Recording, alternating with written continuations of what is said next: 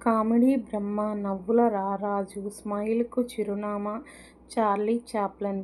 ఎవరు ఎంత కష్టంలో ఉన్నా, ఎన్ని బాధలు ఉన్నా చార్లీ చాప్లిన్ వీడియో క్లిప్ చూస్తే వాటన్నిటినీ ఇట్టే మర్చిపోతాం.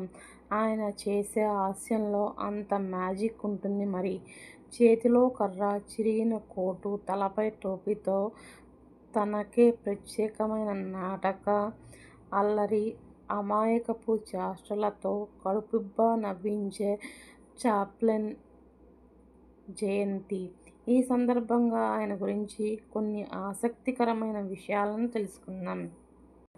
ప్రపంచాన్ని తన హాస్యంతో నవ్వించిన చార్లీ చాప్లిన్ జీవితం మాత్రం ఆనందంగా సాగలేదు. ఎన్నో కష్టాలు, ఎన్నో బాధలు అనుభవించిన చార్లీ చాప్లిన్ ఆ స్థాయికి వెళ్ళడానికి ఎంతో కష్టపడటంతో పాటు కటిక పేదరికాన్ని చవిచూశారు.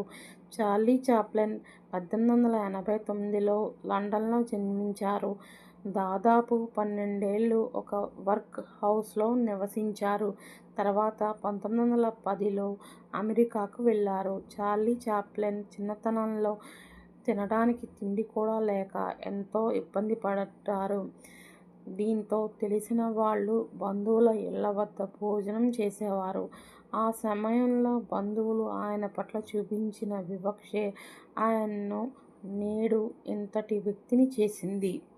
ఎన్నో కష్టాల ఫలితంగా ఆయన 'మేకింగ్ ఏ లవ్' అనే సినిమాలో తన సినీ ప్రస్థానం ప్రారంభించారు. ఆ తర్వాత అంచెలంచెలుగా ఎదిగి ప్రపంచమే తన గురించి ప్రత్యేకంగా చర్చించుకునేలా చేశాడు. కేవలం నటనే కాకుండా ఆయనలో అద్భుతమైన రచయిత, దర్శకుడు కూడా ఉన్నాడు. యావత్ ప్రపంచాన్ని తన అభినయంతో ఆకట్టుకున్నాడు. నవ్వులు పువ్వులు పూయించి హాస్య నటనా చక్రవర్తిగా జనం మదిలో ఈనాటికీ నిలిచిపోయాడు. మూకీలలో మ్యాజిక్ చేసిన చార్లీ చాప్లిన్ ఆ తర్వాత మాటలతోనూ ప్రేక్షకులను రంజింపచేశారు.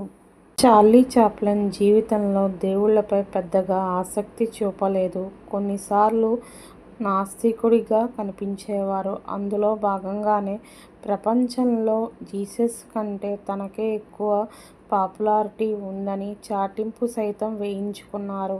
అనంతరం అనేక విమర్శలకు గురై 1977లో డిసెంబర్ 25న క్రిస్మస్ పండుగ రోజునే మరణించారు. చార్లెస్ చాప్లిన్ కడదాకా తన నవ్వులతో చుట్టూ ఉన్న వారిని ఆనందింపజేశారు. ఈ వీడియో గనుక మీకు నచ్చినట్లయితే లైక్ చేయండి, షేర్ చేయండి, కామెంట్ చేయండి అండ్ సబ్స్క్రైబ్ చేసుకోండి.